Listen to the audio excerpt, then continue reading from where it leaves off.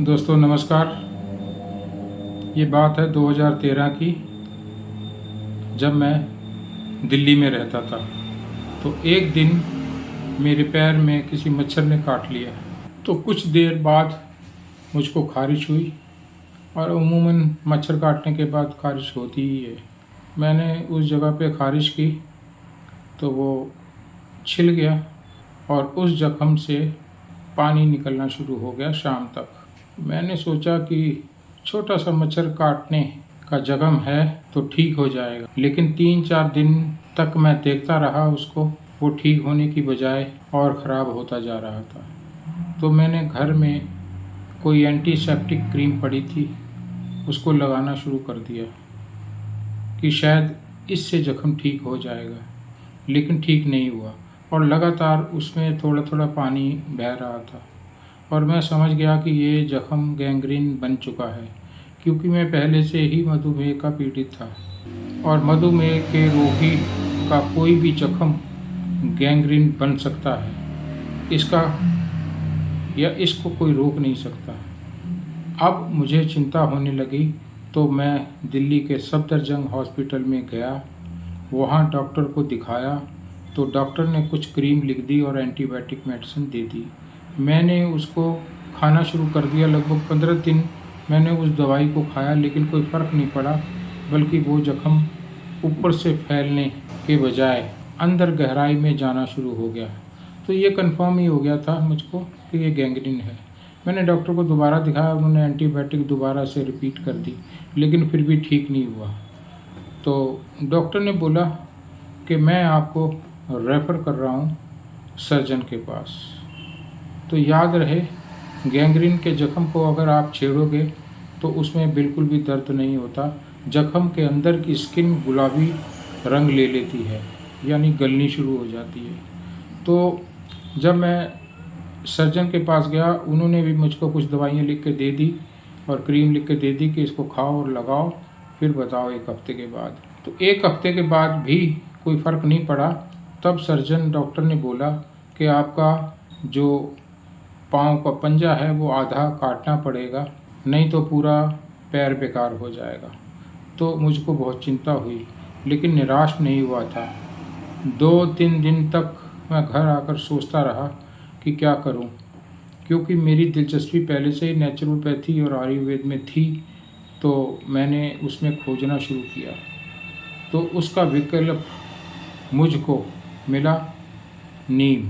मेरे घर के आसपास काफ़ी नीम के पेड़ लगे हुए थे, तो मैंने सुबह सुबह कुछ पत्ते नीम के तोड़े और उनको पीस कर एक पेस्ट बनाकर अपने जख्म के अंदर भर दिया मैंने। और उस दिन यानी पहले दिन मैंने दिन में 3 बार ये रिपीट किया। तीसरे दिन मुझे जख्म के अंदर कुछ इम्प्रूवमेंट दिखी, तो मेरा जोश और बढ़ गया, विश्वास और बढ़ गया, और मैंने दिन में 5 बार, 6 बार, 10 बार नीम की पेस्ट बना बना कर लगानी शुरू कर दी। 1 हफ्ते के बाद चमत्कार हुआ, मेरे जख्म का रंग अंदर से लाल होना शुरू हो गया, जो पहले गुलाबी था। जब मैंने उस जख्म को छेड़ा तो वहाँ मुझे कुछ दर्द महसूस हुआ। तो अब मैं समझ गया कि जख्म ठीक हो रहा है। लगभग 2 महीने तक इस पेस्ट को मैं भरता रहा अपने जख्म में, और फिर जख्म पूरा भर गया और मेरा पाँव ठीक हो गया, यानी कटने से बच गया।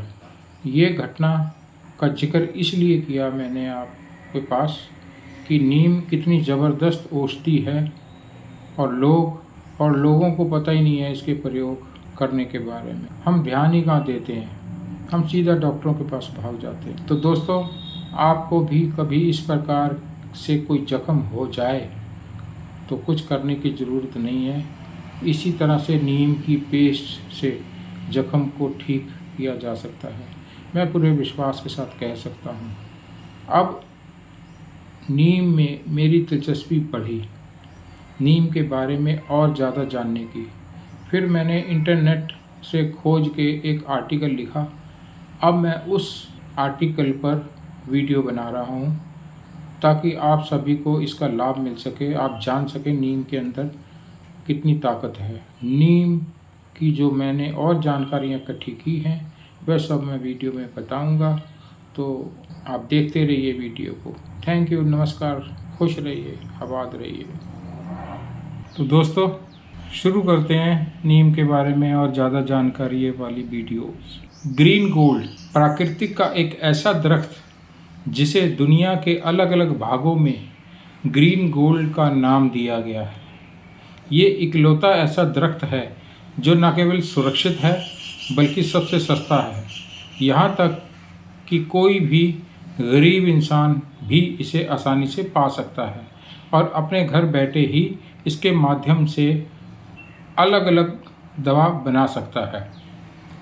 नीम कई स्वास्थ्य लाभों से भरी हुई है।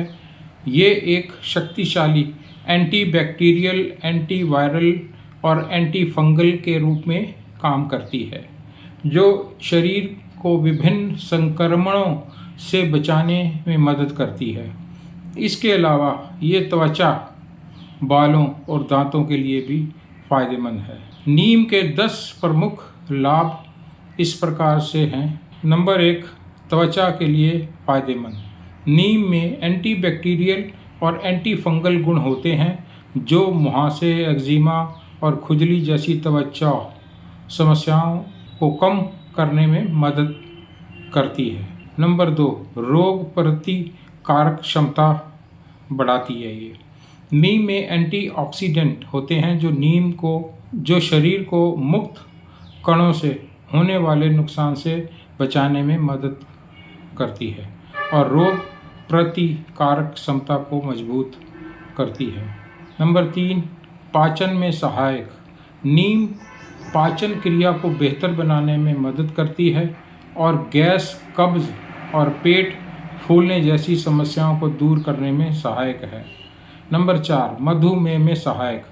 नीम ब्लड शुगर को नियंत्रित करने में मदद कर सकती है और इंसुलिन के स्तर को सुधार कर सकती है, जिससे मधुमेह को नियंत्रित करने में मदद मिलती है। नंबर 5, मुंह के रोगों में फायदेमंद। नीम के पत्तों को चबाकर या उसका पेस्ट बनाकर मुंह के कीटाणुओं को मारने और मसूड़ों को मजबूत करने में भी मदद कर सकती है। नंबर 6, बालों के लिए भी ये बहुत लाभकारी है।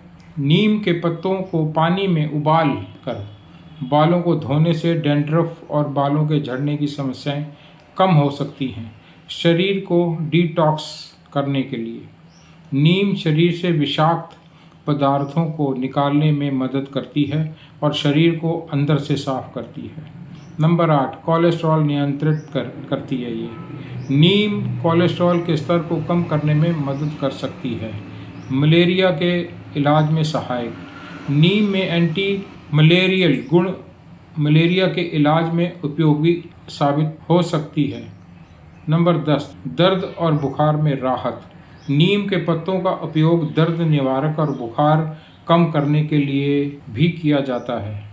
और lifestyle disease, BP, sugar, heart failure, पुरानी बीमारी या इन्फेक्शंस जैसी बीमारी जैसे डेंगू, मलेरिया आदि, यहाँ तक कि आदिकाल में इसका इस्तेमाल स्नेक बाइट के जहर को उतारने के लिए भी किया जाता था। न केवल मॉडर्न मेडिसिन में रिसर्च के माध्यम से इसे री-इस्टेब्लिश किया गया, बल्कि हिंदू माइथोलॉजी में इसका वर्णन जगह जगह पर आपको मिलेगा कि विष्णु भगवान के वाहन माने जाने वाले गरुड़ यानी कि डिवाइन ईगल, ऐसा बोला जाता है कि जब गरुड़ अमृत को लेकर जा रहे थे तो तब कुछ अमृत की बूंदें छलक के पृथ्वी पर गिरी और पृथ्वी के एक पेड़ पर जाकर गिरी और वो पेड़ खास बन गया। नाम पड़ा ग्रीन गोल्ड यानी हरा सोना। उस पेड़ का नाम है नीम। विष्णु भगवान के अवतार श्री राम की रामायण में भी जिसका जिक्र आता है। रामायण में श्री राम के वनवास के समय में नीम को ही प्रोटेक्शन ट्री का दर्जा दिया गया। महाभारत में तो पांडव, नकुल, सहदेव नीम के इस्तेमाल से हाथी घोड़ों तक का इलाज करते थे। यूनानी सिद्धा में नीम को बहुत ही प्रमुखता से दिखाया गया है। औषधीय पौधे के रूप में भी दिखाया गया है। नीम के बारे में लिखा गया है, सर्व रोग निवारणी, मतलब हर बीमारी की एक दवा नीम। 4,500 साल पुराने हड़प्पा मोहनजोदड़ो सभ्यता को 1921 और 1922 में वेस्टर्न इंडिया में जब सर्वे किया गया तो वहाँ भी ऐसे सबूत पाए गए जिससे ये सिद्ध हुआ कि 4,500 साल पहले भी नीम का उपयोग सर्जरी तक में किया जाता था। ये देखिए स्क्रीन पे, ये संस्कृत का 2000 साल पुराना श्लोक। अगर श्लोक को हूबहू ट्रांसलेट करेंगे तो कुछ ऐसा निकल के आएगा कि नीम के माध्यम से कई तरह की बीमारियां, चाहे बहुत सी बीमारियों को ठीक किया जा सकता है। गुलाम भारत में अंग्रेज़ों ने नीम के महत्व को पहचाना और उसको दरख्त को नाम दिया गया नीम के पेड़ का नाम, द विलेज फार्मेसी। उन्हें पता चल चुका था कि एक तरह से उनका पूरा वेस्टर्न मेडिसिन और एक तरफ नीम का पेड़, तो भी नीम का पेड़ उस पर बहुत भारी पड़ेगा। इसलिए ना अंग्रेज़ों ने इस तरह के दुर्लभ इंडियन कल्चर को ख़त्म करने की कोशिश की, बल्कि समय समय पर यूरोपियन और अमेरिकन ने नीम पर हक जमाने के लिए अलग अलग तरह से पेटेंट करवाने की कोशिश की गई। लेकिन उस वक्त भारत के सोशल एक्टिविस्ट और भारत के सभी सारे साइंटिस्ट जैसे वंदना शिवा ने आपत्ति जताई और दुनिया को बताया, दिखाया कि भारत के एशियन लिटरेचर में नीम का जिक्र ऑलरेडी हुआ है। नीम भारत की धरोहर है, इसलिए नीम का साइंटिफिक नाम आज़ादी रचिता इंडिका, साधारण भाषा में अर्थ है फ्री ट्री ऑफ इंडिया। 2011 में यूनाइटेड नेशन ने दरख्त नीम को ट्री ऑफ 21st सेंचुरी घोषित कर दिया। नीम की प्रॉपर्टी इतनी स्ट्रॉन्ग है, इस बात से आप समझ जाएंगे कि 1958 में नाइजीरिया में जब टिड्डियों का झुंड आया, आपको टिड्डियों के बारे में मालूम ही होगा कि ये जहाँ जाती हैं उस क्षेत्र की सारी फसलों को खा जाती हैं, बर्बाद कर देती हैं। कई किलोमीटर तक हर तरह के पेड़ पौधे और फसलें ख़त्म हो जाते हैं। लेकिन हैरानी की बात थी कि नीम का दरख्त अपनी जगह पे खड़ा रहा, इसको कोई नुकसान नहीं पहुंचा सकी टिड्डियाँ। या फिर हम बात करें 1984 के भोपाल गैस त्रासदी की, तो वहाँ भी कई किलोमीटर तक पेड़ पौधों को बहुत नुकसान हुआ, लेकिन नीम का पेड़ वहाँ भी ठीक से सुरक्षित खड़ा रहा, उसको कोई नुकसान नहीं हुआ। पूरे पृथ्वी में इस वक्त करीब 5 लाख दरख्त हैं, लेकिन उनमें से मॉडर्न मेडिकल साइंस ने 6,500 प्लांट में से केवल 20 दरख्तों को ही मेडिकल प्लांट का दर्जा दिया, और उनमें भी नीम का दर्जा टॉप पर ही रहा, यानी नंबर 1। इतने सारे लिटरेचर सबूत होने के बावजूद भी आज आम लोगों को ये नहीं पता कि इसके उपयोग से कैसे वो अपनी बीमारी का हल घर बैठे ही कर सकते हैं। शायद इसका कारण ये भी हो सकता है कि अगर आम लोगों को पता चल गया कि नीम से बीमारियां ठीक हो सकती हैं, उसका इलाज किया जा सकता है, तो पूरी फार्मा इंडस्ट्री तहस नहस हो जाएगी। इस बात को समझने की कोशिश करते हैं। आप कहीं भी आसानी से नीम की छाल का पाउडर, यानी कि नीम पाउडर और नीम के पत्तों का पाउडर और नीम के बीज का तेल, ये सारा कुछ आप आसानी से मिल जाएगा, क्योंकि हमारे पास नीम के दरख्त ज़रूर मिल जाएंगे, कहीं से खरीदने की ज़रूरत नहीं है। इसी के कॉम्बिनेशन से आप कई सारी बीमारियों की दवा घर बैठे ही बना सकते हैं। साइंटिफिक एविडेंस के साथ इसको कैसे इस्तेमाल करना है, इसकी सारी जानकारी मेडिकल जर्नल रिपोर्ट्स में दी गई है। याद रखिए, नीम का साइंटिफिक नेम आज़ादी रचिता इंडिका, मतलब फ्री ट्री ऑफ इंडिया।